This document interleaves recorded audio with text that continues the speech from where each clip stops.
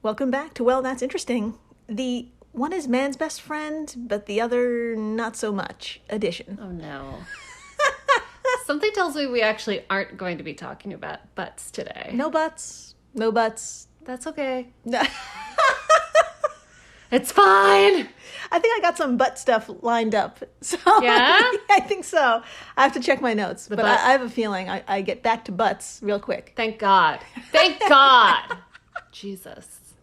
I'm Jill Chacha, and I am with the butt obsessed, which is hard to say. Yeah. Marissa Riley. That's me. I'm obsessed with butts. Everyone should be obsessed with butts. They're awesome. We all have them. Yeah. They're great. That is true. They are great. And if this is your first time listening to, welcome to the flock. Welcome. Dr. Riley here comes in cold and learns everything in real time, just like you. It's true. I had no idea what we were going to talk about today. And I still don't. That's right. Today is In-Betweeni 099, Cannibalistic Mormon Crickets. Yeah, okay. Yeah. Sounds, yeah. And a new discovery into dog domestication. Yes. That's right. I love dog stuff. Oh, we yeah. don't know. We have talked about dogs. Yeah, We've talked we have. about singing dogs. Mm-hmm. That's what I can remember off the top of my head. And then a very long time ago, we talked about puppies born with green fur. Oh my God. Yeah. We did talk about that. Yeah. We should talk about dogs more often. Yeah. Put it on the list. Okay. We don't have a list. We can do it right now. Amazing. Oh my God. That happened so fast. Let's do it. My friends, today we have two truly incredible stories that you might label as biblical. No. Mm-hmm. In the first half of the show, excuse me, we have good old-fashioned pestilence. Sure. It happens. Millions upon millions of what's called Mormon crickets have been wreaking havoc in the American West for decades. And good news, it's been getting worse thanks to climate change. Sounds about right. Mm-hmm. Yeah. Yeah.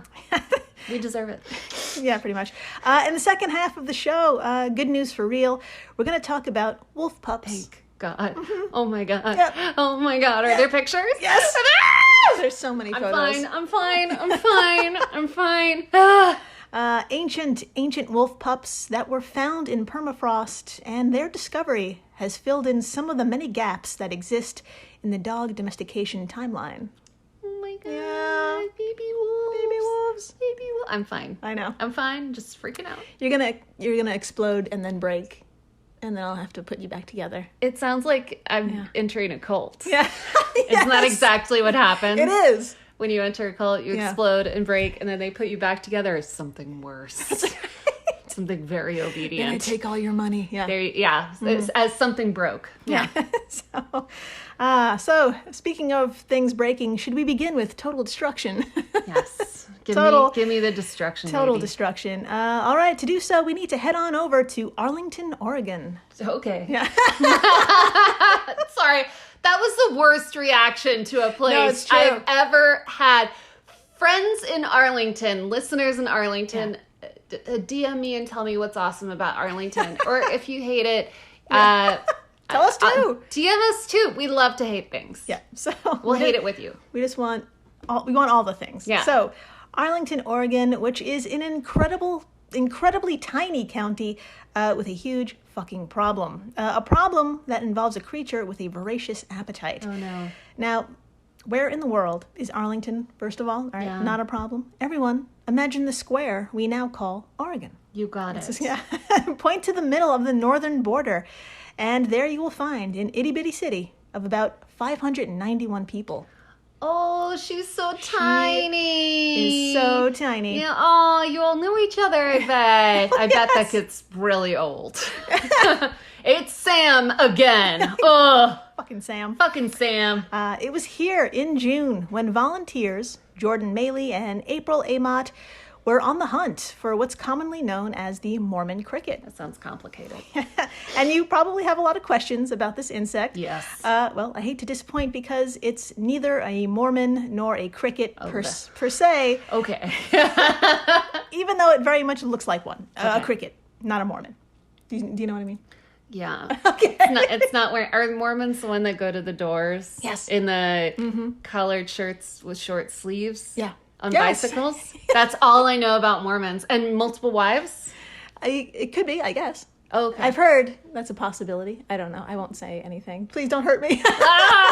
I was imagining a cricket with a short-sleeved white button-up and a bicycle. Oh, that's cute. It's pretty cute. I'd let that Think in. about it.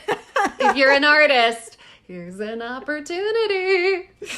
So, Dr. Marissa, our resident entomologist, please introduce us to this creature and provide a little more detail about it. What do you say? I say yes because I am an entomologist. Let's do it. Not only am I a doctor, I'm this as well. All right.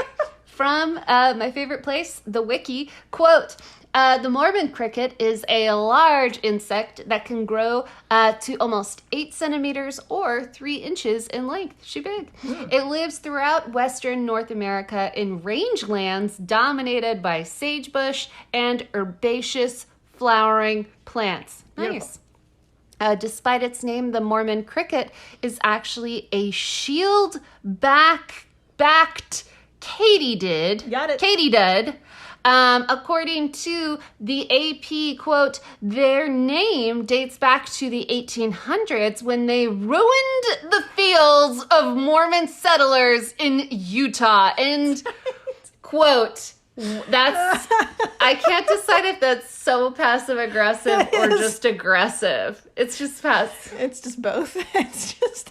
That's so funny. Well done. Oh, wow. Well done. Yeah, that's right, my friends. These native chonkers ruined the lives of so many Mormons. Their name derives from their devastation. Wonderful. Wow, round of applause. Wonderful. Well done. So, Dr. Marissa, would you like to see this 3-inch insect who, by the way, is flightless, but capable of traveling 1.2 miles or 2 kilometers a day, which is, for its size, basically a marathon a day? Yeah, I mean, that's a lot for me, to be honest. And I'm like a person. That's right. Yeah, please All right, show it to here me. is a photo. And of course, all photos we talk about today will be on our social media stuff. So please take a look at this not Mormon cricket. Not a cricket. So I'm Not a black so I'm looking at it, and it's in the hand of a white woman with acrylic nails, which is all I can think about right now. But in her hand is what looks like a cricket. Yeah, It looks just like a cricket, but it's a katydid. you got it. But it's a katydid. And it's kind of like a light brownish color. It's pretty big. It's like big. 3 inches It's long. big and chunky. And she's chunky. Yeah, I wasn't going to say anything, but you brought it up. Yeah, she's little chunks. She's a little chunk. You know, adorable from a distance, but it's a problem. Yeah, if she landed like on your thigh, you would scream. Yeah. You would scream. Yeah. And it'd be embarrassing. You'd spill something. Without a doubt. Whole drink gone. So, my friends, that's just one cricket, and that's the hand of April Amod, Amazing. a resident of the town, and she's been taking matters, well, into her own hands. Thank God.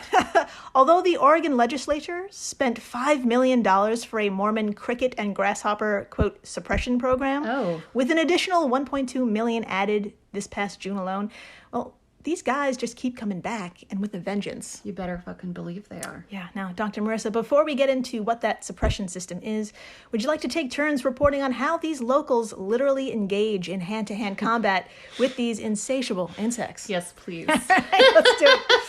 All right, let's do it. Okay, from the Associated Press, quote, in 2017, Arlington saw its largest Mormon cricket outbreak since the 1940s.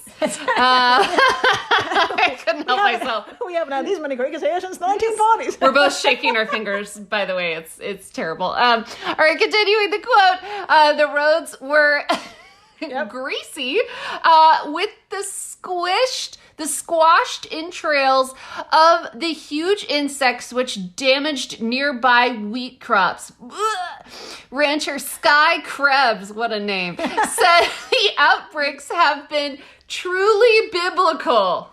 On the highways, once you get them killed, then the rest of them come. What? He explained, yes.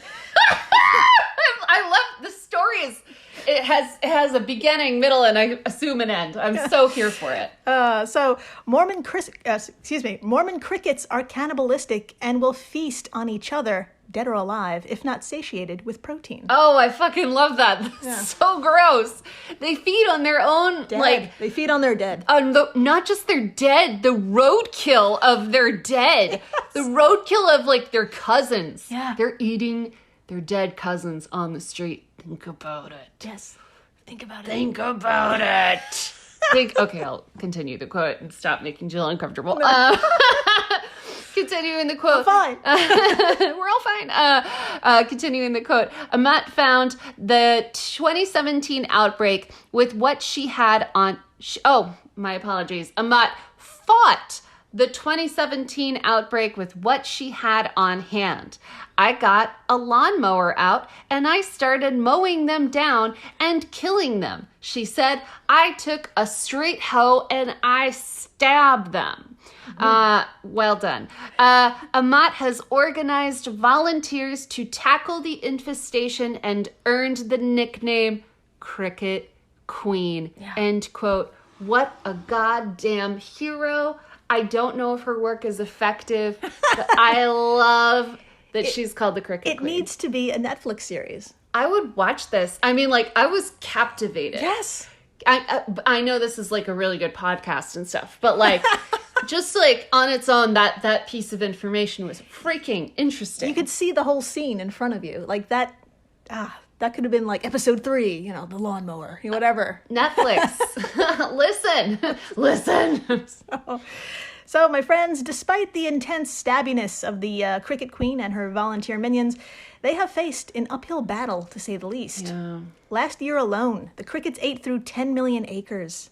And that's a lot. But to put the damage done on a personal level, Diana Fillmore, a local rancher, told the AP she spent $45,000 just to restock the hay intended for her livestock, but was devoured by the insects. Dude, that's like a salary. Yeah. That's a salary. That's a salary's worth of, like, food. Yeah, that exactly. They took. Gone in like a month. God, that sucks. Now, because of all of this, farmers can request for the Oregon Department of Agriculture, the ODA, to survey their land and, quote, if ODA finds more than 3 Mormon crickets or 8 grasshoppers per square yard, it will recommend a chemical treatment called diflubenzuron. Oh. Landowners can be reimbursed for up to 75% of the cost, end quote, from the AP. Now, before we get into what that chemical/suppression system is and does, etc., 3 crickets per square yard. Is this a fair number to begin with? Yeah. So, Dr. Marissa, please tell us, how many crickets were found per square yard this past May? All right, let's get into it. Okay, I have a feeling it's bad news. All right. Quote, in some areas near Arlington, surveyed in May, soon after the hatch, there were 201 Mormon crickets per square yard, end quote, from the AP. I was about to do a drum roll, but I didn't have space on the table. So just imagine it. And that's just a lot. Yeah. That's a lot. Yeah. I am an entomologist, so I can say that's a lot of crickets. 201 is more than 3. Yeah. Yes. It's a lot more to be scientific. Oh, so the reason... to be scientific. I'm so sorry. It's true. How do you work with me? Facts. They're facts.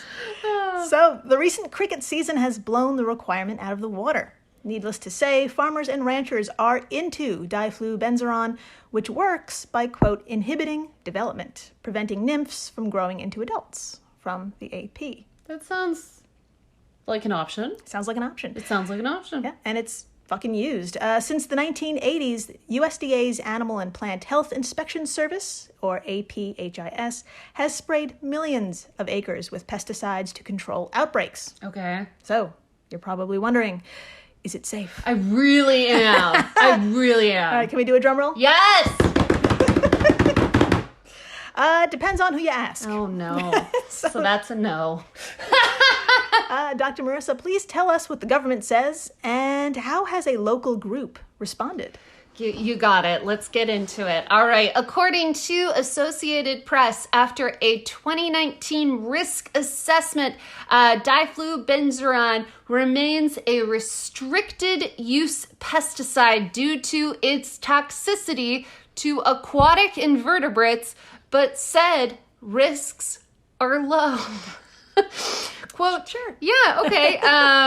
But environmental groups oppose the program. Last month, Xerces Society for Invertebrate Conservation and the Center for Biological Diversity, or CBD, Cool. sued, yeah, that's what it means, sued APHIS in the U.S. District Court in Portland. In their filing, they accuse APHIS of harming rangeland ecosystems and not adequately informing the public about treatment areas. They also allege the agency violated the National Environment Policy by not assessing all the alternatives to pesticides or analyzing the cumulative effects of the program, end quote. So it sounds like it's bad.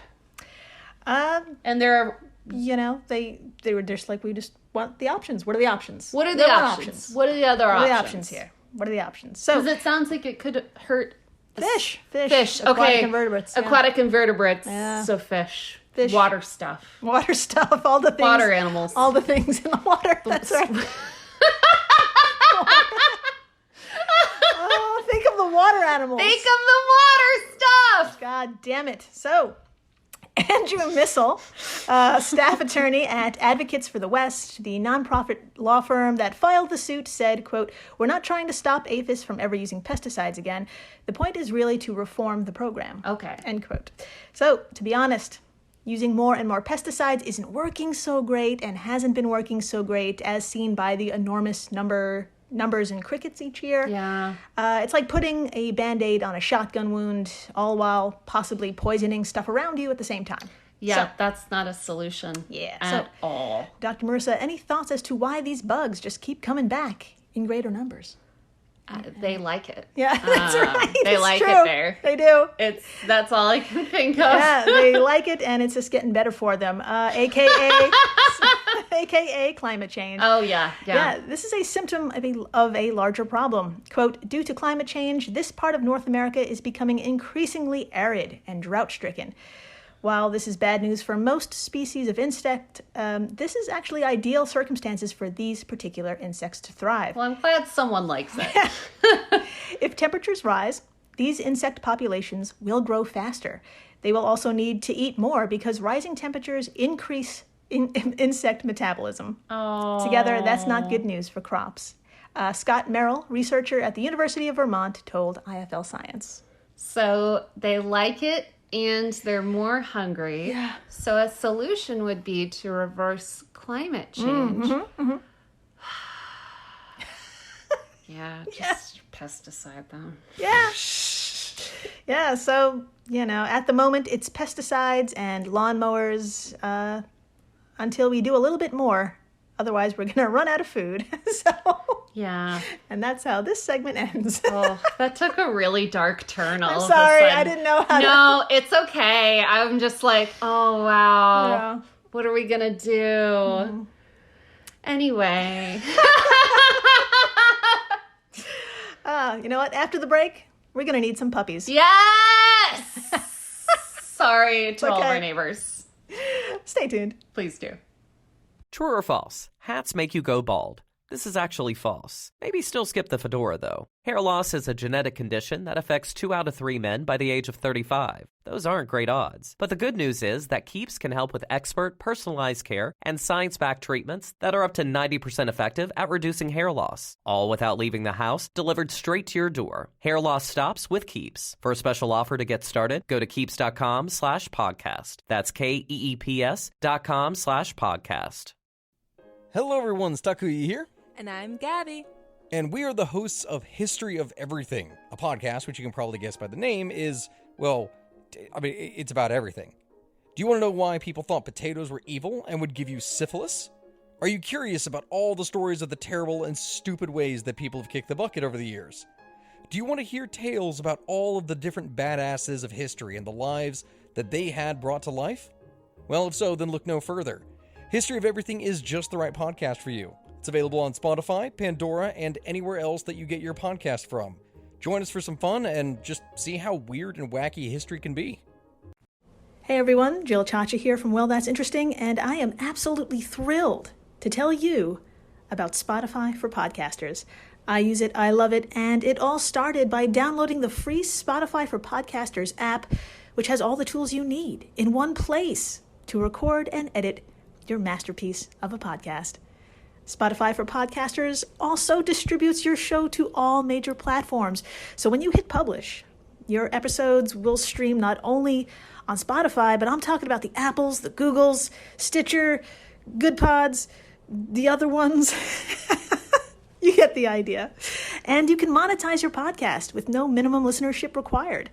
You could also set up monthly subscriptions and record ads just like this one. So what are you waiting for? Download Spotify for Podcasters today and start changing the world. Oh, and please, stay interesting. And we're back. We are so back. We're so back. And my friends, we've got some fascinating news about our best friend, the dog. Yes. That's right. That's right. Yes. Now, prior to a super important study which was published in the June 2022 issue of Nature and our main source today, we kind of had a vague idea about when the dog became the dog. Okay. Yes. Dr. Marissa, please tell us, what was the general time frame we think dogs were domesticated prior to this research? I would I'm not drunk. I would absolutely love to talk about it. All right, from Tom Hale of IFL Science, quote, previous research has suggested that humans domesticated dogs from wolves some 10,000 to 40,000 years ago, end quote. Mm-hmm. You know, it's a little broad. Yes. It's a little broad. Yeah, that was my next line. That's one hell of a gap. Yeah, that's about as much as we knew. And it was going to take a colossal effort, a literal worldwide effort spanning generations to narrow down when and where Spot came from. Yeah. So, my friends, I'm happy to report that coordination has finally taken place, and this is what it took. Okay. Quote, archaeologists from 38 institutions in 16 different countries contributed to this study. Thank God. I'm glad we put some people on this. Yes. Because this is important. Yes. I'm not even being sarcastic. We need to know Absolutely. where these Frenchies came from. Yes. You're so cute. Continuing the quote, they analyzed 72 wolf genomes spanning the last 100,000 years from Europe, Siberia, and North America.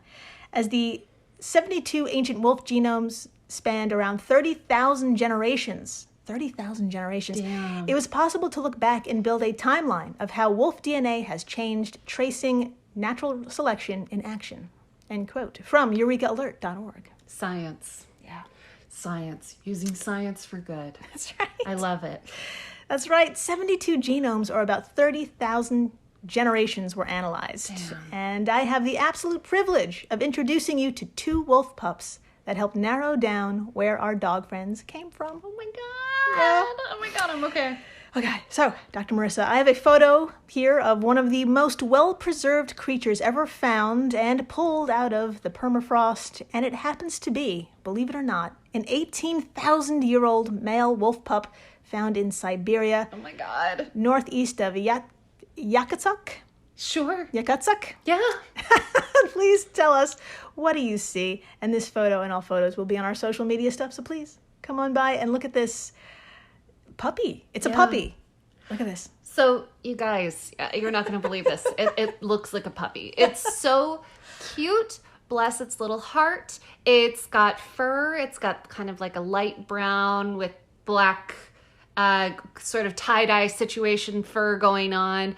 It's got a cute little snout. Yes. It's got beautiful little paws. Little nails. It's got little nails. It's got little ears. And it's not like a Beanie Baby pup. It's like a toddler pup. Like maybe like several weeks a couple months. Yeah. Couple It's months in. Couple months in. She's, it looks like it just fell asleep. Sorry. Yeah, it looks like he just fell asleep. Yeah. It looks like he passed away very peacefully, and that's okay. And, Yeah, I know. well, gosh. Even has his whiskers. He even has his whiskers, and it sounds like he's helping us learn Oh my god. Yeah. about dogs. That's right. This adorable little guy was named Dogar. Oh my gosh.